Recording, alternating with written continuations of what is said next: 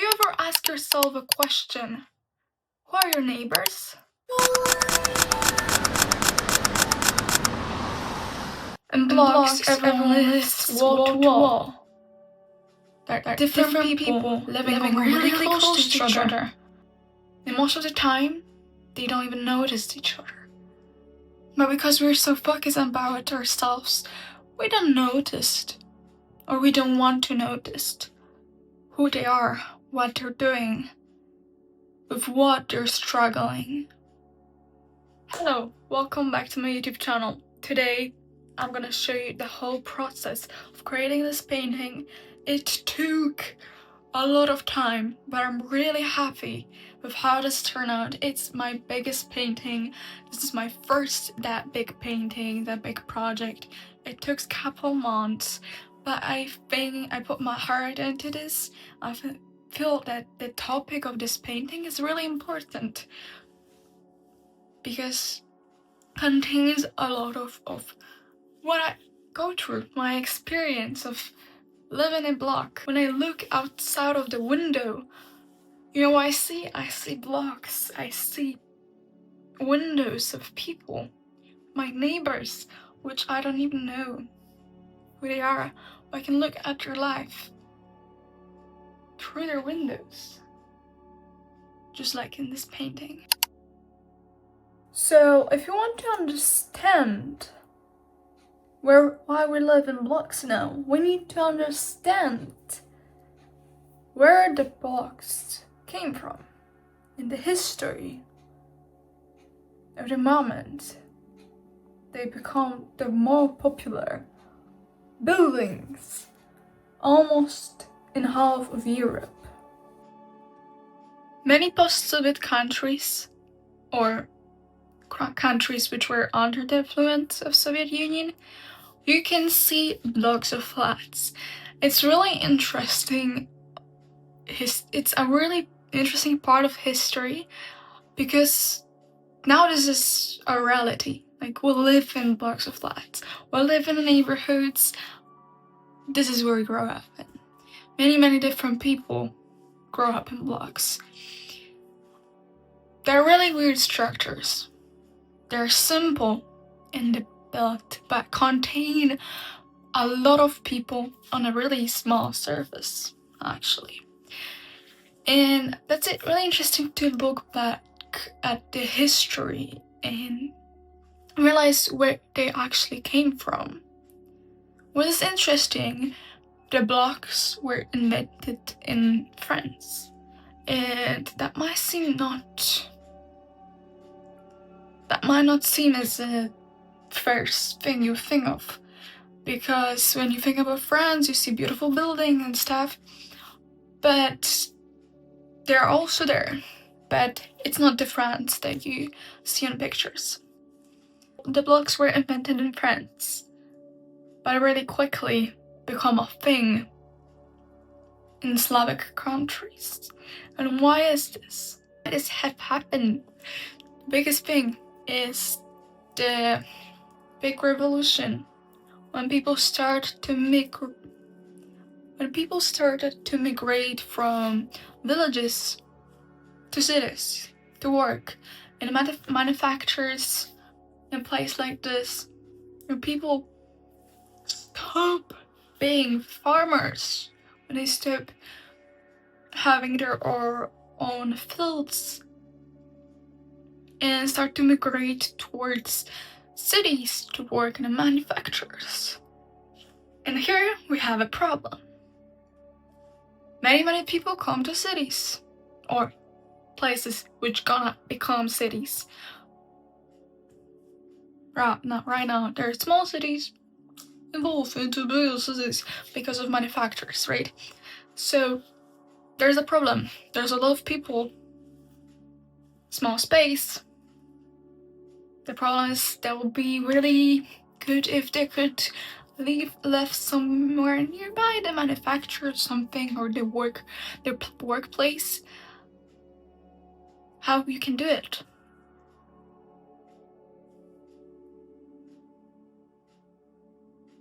So what you're doing, you need to find a good structured, good building which you can do fast with a low price and contain a lot of people.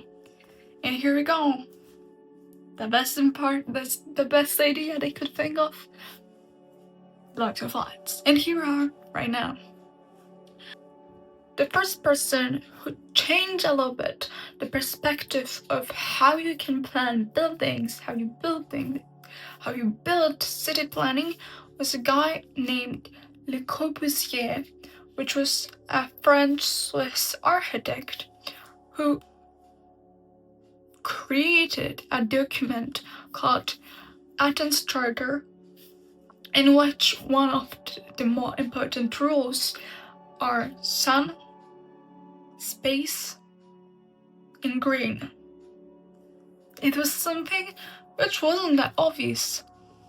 Often buildings were built near each other, there was not much space, no green, poor quality. It wasn't good.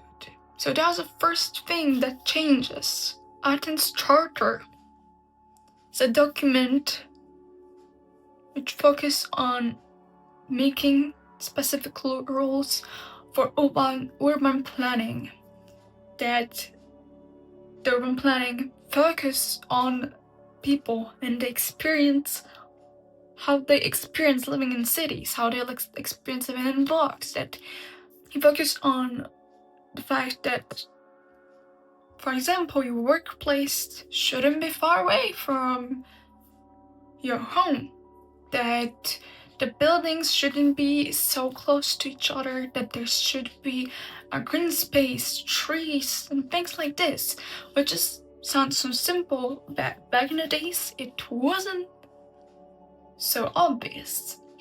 And with this, the idea of neighborhoods become a thing. And the neighborhoods which we know right now, and some of you might live in neighborhoods like this is where they come from. They come from this specific guy. This guy, in 1933, he attended an International Congress of Modern Architecture, which was part of the plan of how to rebuild France after the war, but also had a huge impact on the way people and architects in Europe view how you can build and plan cities as well. It had a huge impact on the future Athens Charter and the rules that were created in this document. This whole thing is a fundament for now known blocks of flats and neighborhoods.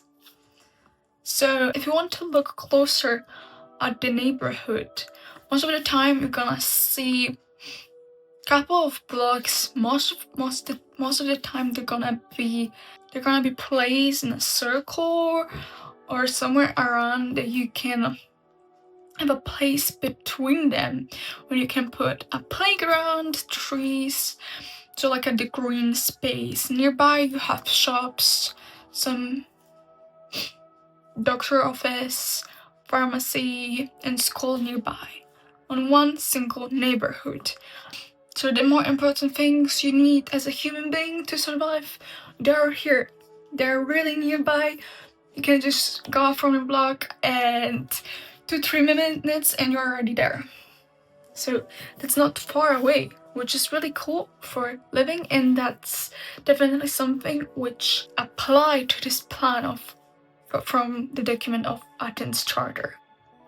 Okay, so we know the background of blocks and neighborhoods, but why is this a thing not only in France but in a countries, post-Soviet countries, or in countries which were under the influence of Soviet Union? That's a thing. it's really interesting to look at, because we need to go back to history and understand what was happening.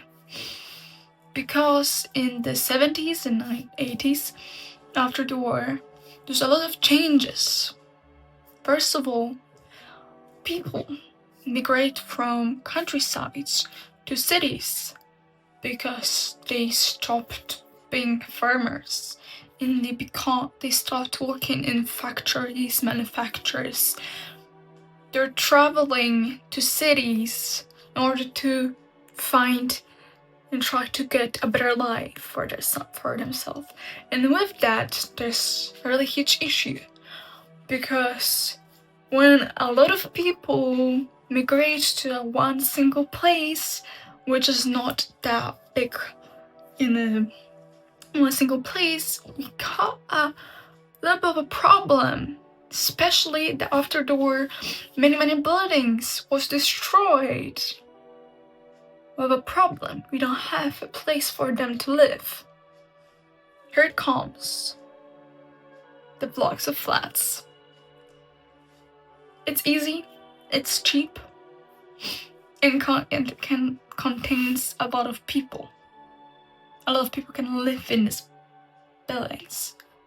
So it's one of the more rational, efficient answer for this question, for this issue. That's why here we are, still living in this. Still living in this. How does the life look like in blocks of flats in neighborhoods like this? If we know the history, we know a little bit of the background, we can now go and deep dive into the pros and cons of living in a place like this. So from my experience, living in a block of flat as a child is really interesting, because you live in a block of flat, you probably have some other kids in this block. You get to know them, you hang out as a small child with them, or you go to the same kindergarten with them. You know them from your kindergarten, then you spend time with them in the nearest playgrounds, because you're still too young to go too far, but like the nearest playground is there for you. So you spend time with these people. Then probably you can go to the same secondary school with them. To the same secondary school, maybe even to the same class. Trust me if I say that I spent around 12 years with the same people, just because I've been with them in the same kindergarten, in the same group in kindergarten, and then in the same class in secondary school.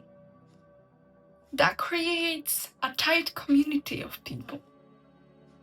You can get to know them. You know them, they're nearby. You go out with people. You can... Something which we did as children was just... Oh, I don't know, I think we had fun, but like nobody cared about that. We just got to the block. We know where someone lives. We rang to their flat, asked their mom or their grandma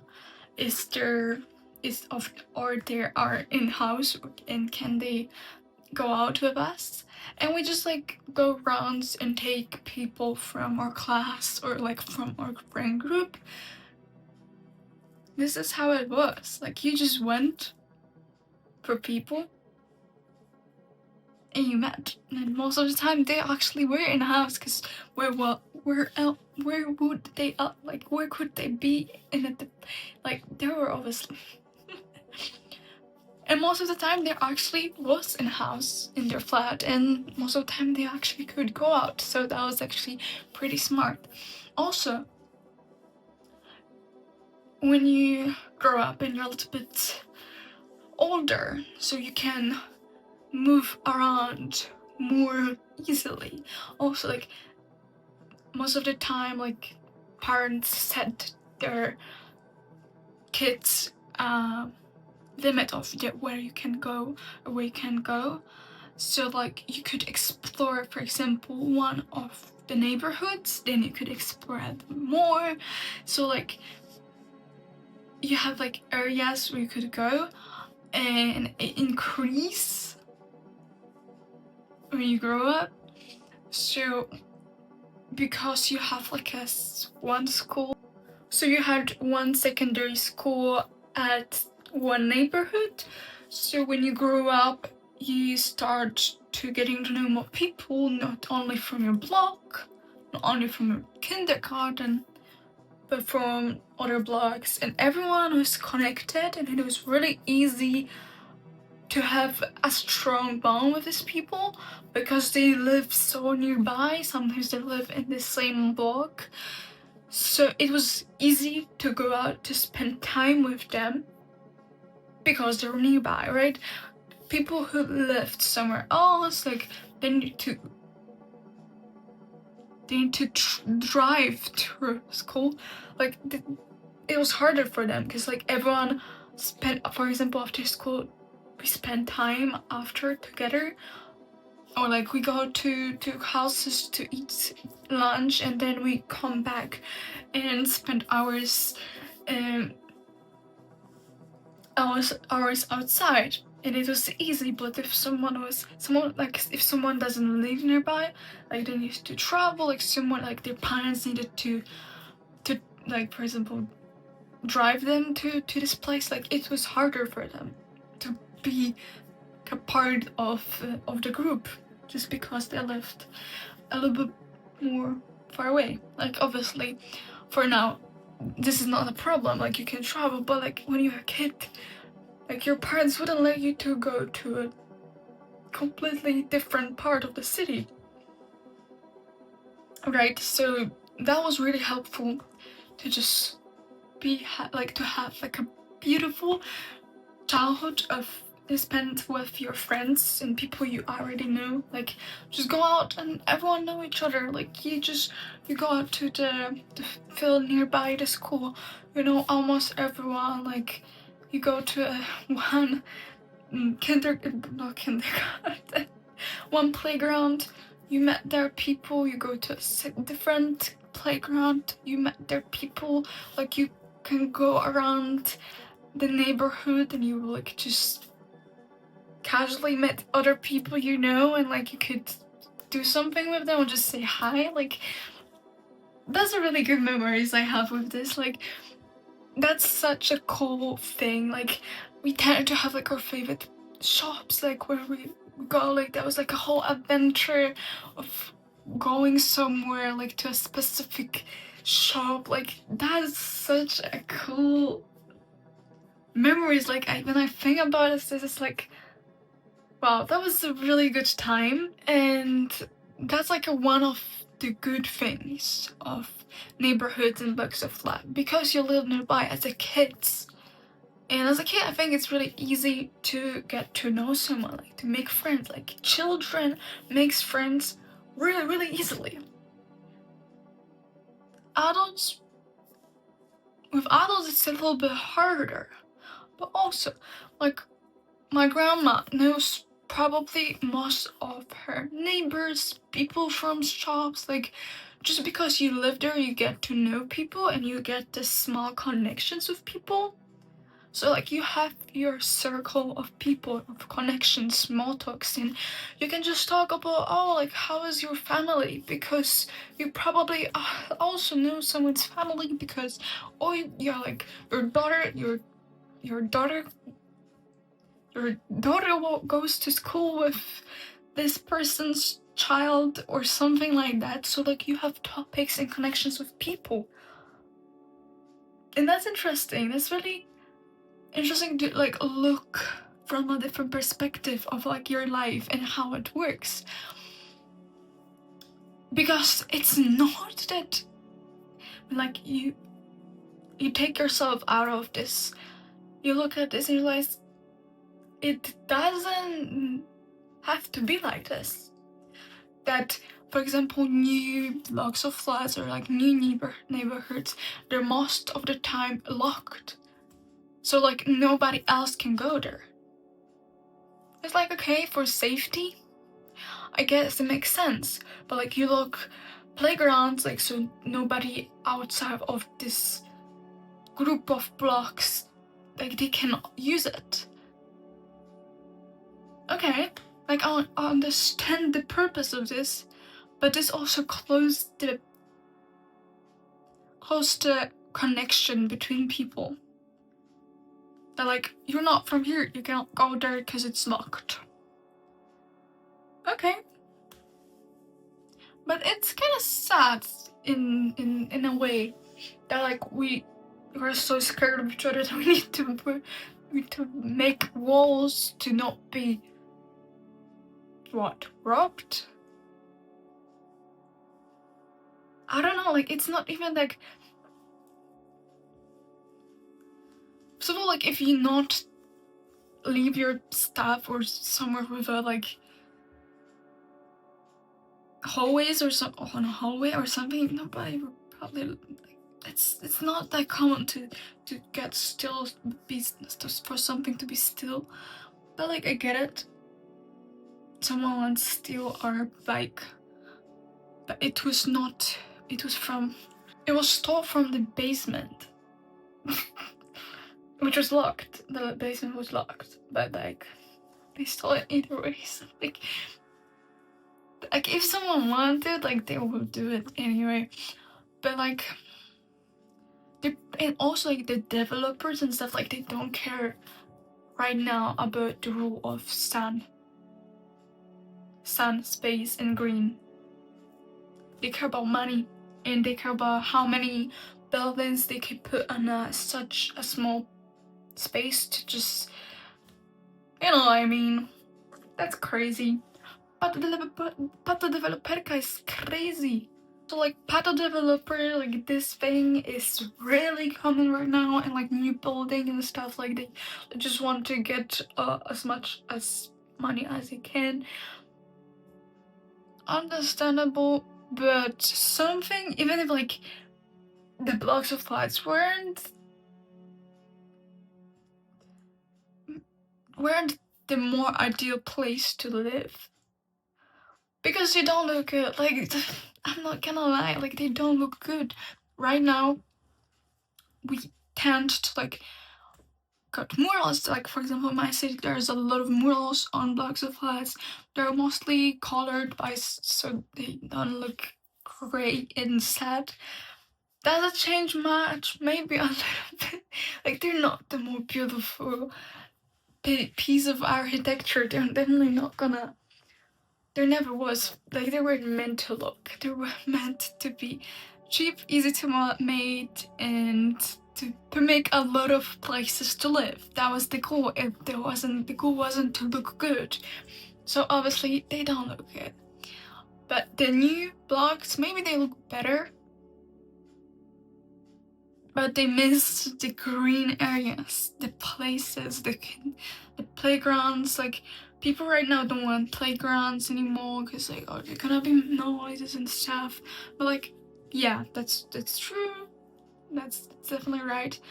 But like there's something missing if you're like you don't have a green area.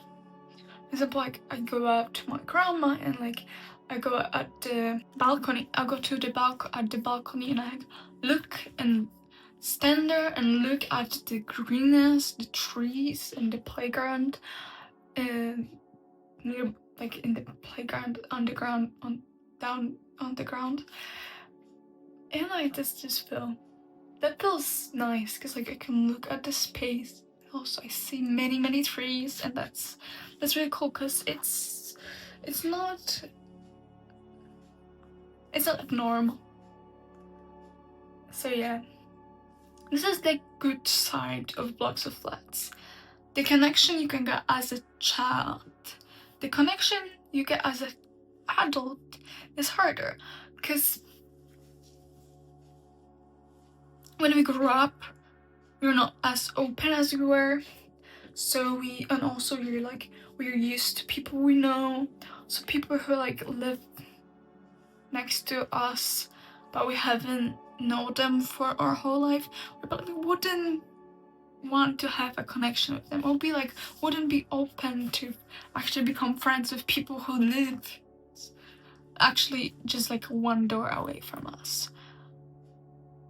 Which is sad and interesting that when we grow up, and I see this on my own experience, because there was a time when I moved out from the first place I live in. I still live in a block of flat, so it haven't changed. But I live in a different block of flat. For example, from here, I don't have much friends, or I don't know much people, because I was glued to my friends from a different place, from a different neighborhood. Also, like, I was going to school there, so like that's the difference, right? But like, I haven't made connections with people from this neighborhood because I grew up, I was more attached to them. Like, I didn't want to. Maybe I don't even have like an opportunity to, because no. And even now, like, I don't even know how could I connect with them, you know what I mean? And that's also the same with adults. Like, if you work somewhere, you have people from work, and like, we are so stuck in our own circles that we don't go out and then meet other people. And that might be a good and a bad thing, because as a child, that's a really good thing, because you have your friends just right next to you, unless like behind the wall.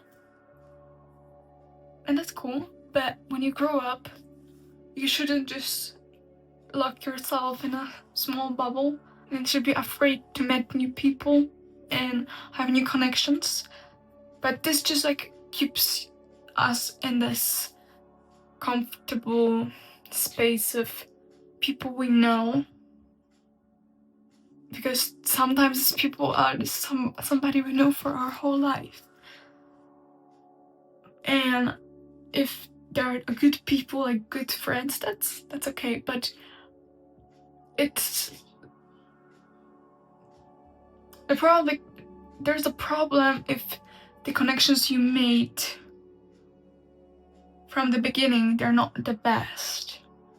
If people, they're not a good role model for you, that the people maybe take you on a bad path in life, or just like maybe you don't feel the connection with them, because it's hard to get away from this if you're so deep down connected to these people from every single side you could possibly imagine. School, work, house, neighborhood, people, your friends, your parents, your grandma.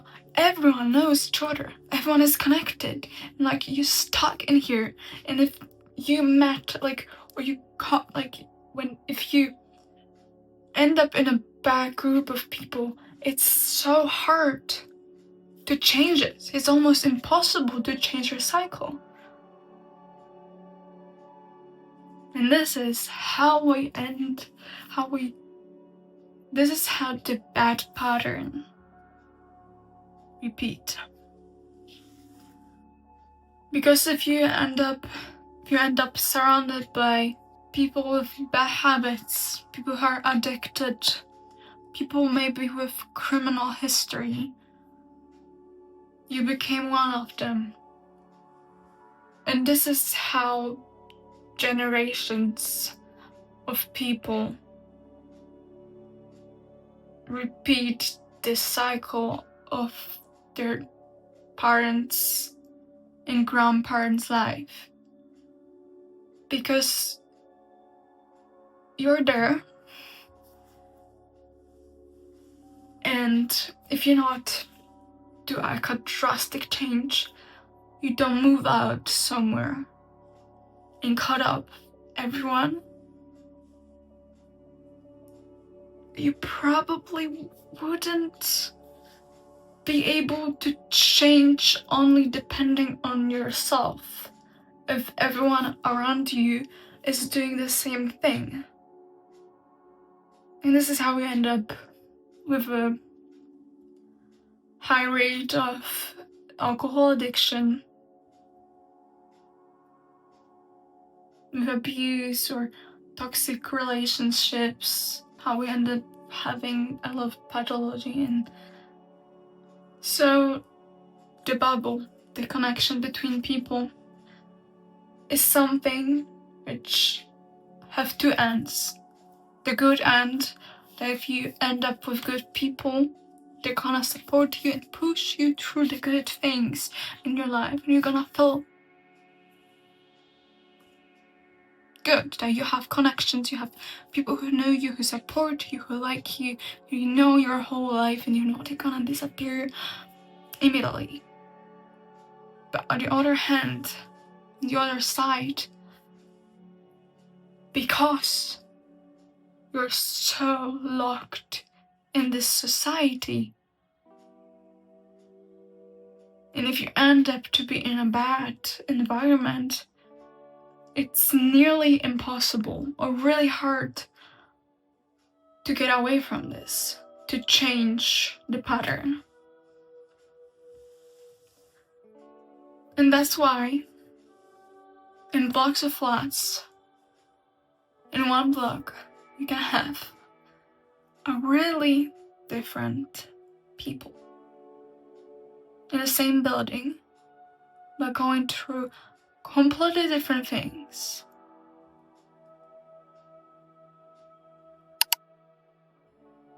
And based on my painting, I'm gonna show you the amount of differences that can be happening so close to each other, but also so separate from each other. In the first window, so in the first flat, we have a couple who argues. We don't know about what. We might assume what is happening. We might assume that they're happy, but it's just a one argument. That it's not gonna last, or it's not gonna end or change anything between them. Or maybe this is their daily routine, that they argue every single day and that they're not happy in this relationship. That they stay together, but it's not good for them. Maybe they're close to divorce, but they're not brave enough to actually say the words for this to happen, to make this crucial decision. Second window is a single mom, we might assume, or at least a mom carrying a baby. A woman carrying a baby. We might assume it's a mom, we might assume she's single. You don't know what happened. Is father absent? That this something happened to the father of the child? Does he care about the child? Or maybe he's just busy. Or maybe he's at work. Maybe they are a happy family, but he's not there right now. We don't know that. Maybe she's actually a single mother, and that's one of her beautiful evenings when she just stay with her child in her arms and look what is happening on the other side. Another window, there's a man smoking a cigarette alone in the darkness. What is he thinking? We don't know. Is he alone? Does he miss someone or something? What is happening in his life? Is he just taking a break by smoking a cigarette, or is he actually thinking about something important? Another window, there's an older woman, probably someone's grandmother. She's reading, we don't know what. Maybe a book? A romance book? Maybe a history book? Maybe a newspaper? Or maybe she's writing something. Maybe a diary of her life and what have happened to her. Maybe that's her alone time when she can just spend it with herself after a whole day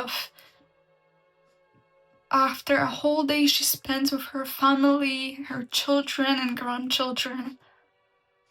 Or maybe nobody cares about her anymore. So she just sits there and reads because she don't have anything more important to do. We don't know that. In the next window there's a woman, young woman. She's sitting on the windowsill, contemplating something. We don't know what, we don't know if she's happy or sad. She's just sitting and thinking. And she don't know what is happening around her because she's so deeply in her own thoughts and feelings. And next to her, there's a party. Everyone is happy and smiling and dancing like there's no tomorrow. They're not aware of what is happening nearby. There's one window. You can see only a cat, but there is light behind, so someone is definitely there. The cat is probably the best pupil they have. Their loved one. The cat they love, maybe. The cat is even more unaware what is happening. And there's a lot of things which are happening. In one of the windows, one of the flats, there's a fire that burns everything. And the cat is so unaware of what is happening, as well as everyone in this block. In different window, there's a man who's working on something on his computer or his laptop. He's working every single day. Nobody knows on what, but he's working. In the darkness, every single day, he's waking up so early and working out, and then he goes to his job, and he come back and also he's working out on this laptop. We don't know if he's working too much or not. What is he doing actually? But he's so dedicated to this. If you look closely, you will see him doing this every single day. That's really impressive. But is it happy? We don't know that. In one of the upper windows, there's an old man who's drinking. Is he drinking every single day? Maybe, maybe not. We don't know that. But he's drinking now. He's alone. That's the problem. Does he celebrate something? He doesn't seem like it.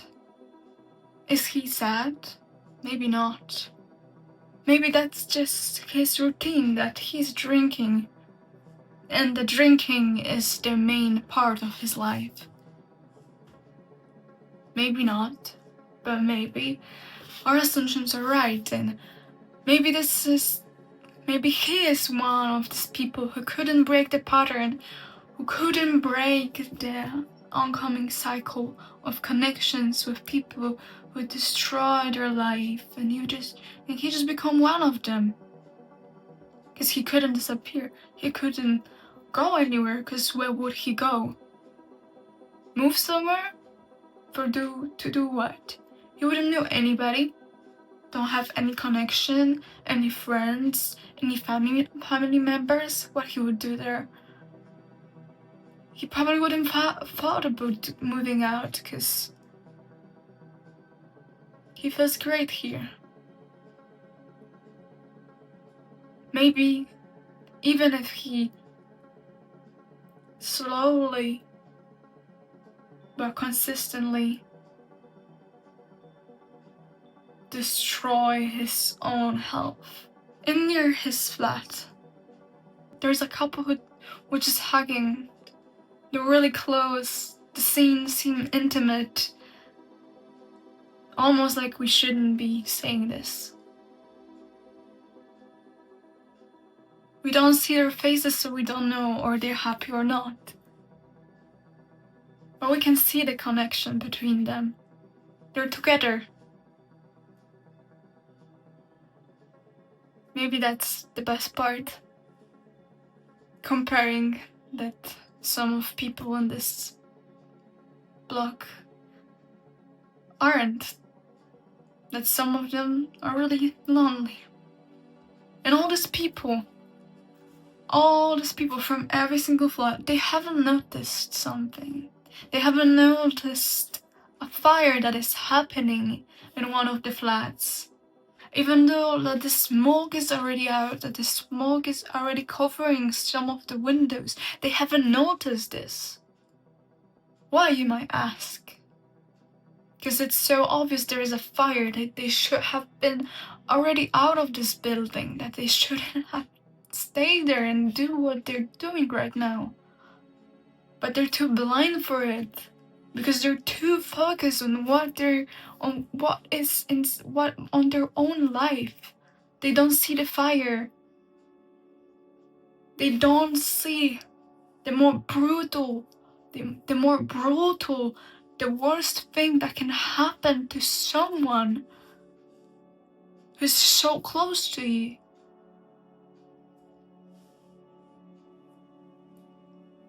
The fire represents the small tragedy of everyday's life that we miss. That we go through days without wondering what is happening on the other side, what is happening on the other side of the wall, what is happening, because we focus on our own life. And maybe that's right, because if we would focus and care about everyone's life, we wouldn't have our own. But maybe sometimes we should stop and actually think about our surrounding. Maybe we actually should just look and realize that there's somewhere a fire, and maybe we could actually help with this. Because if we not, that might be too late to escape, to help. And if it's too late, it will affect your life. Because the fire is not gonna stop. It's gonna take everything and everyone who is near the fire. So, this painting is a metaphor of just looking around sometimes and being mindful on what is happening in people's life, because you might miss the fire, and if you miss the fire, it's gonna burn you. So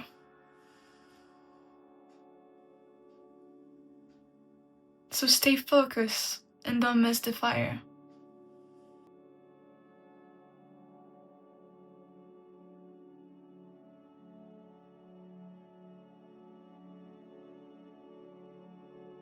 Okay, and that's everything I wanted to share with you about this painting. It's really emotional painting. It's personal, maybe not as much as it could, because I have some other ideas which will be even more personal, but it's my first painting that big, so I'm proud of myself that I actually achieved this. I like how it looks, I like the colors, so I hope you like it as much as I do, and I hope you felt connection, or that maybe you felt a connection, or my words about this painting make you think about something. I'll be really happy if it actually does, but that's on you if you like it or not. So I hope you like the whole process, and I hope we see in the next one, because I have some good ideas, and maybe you will connect with the other ones too. Thank you so much for watching, and I hope we see in the next one. See you soon.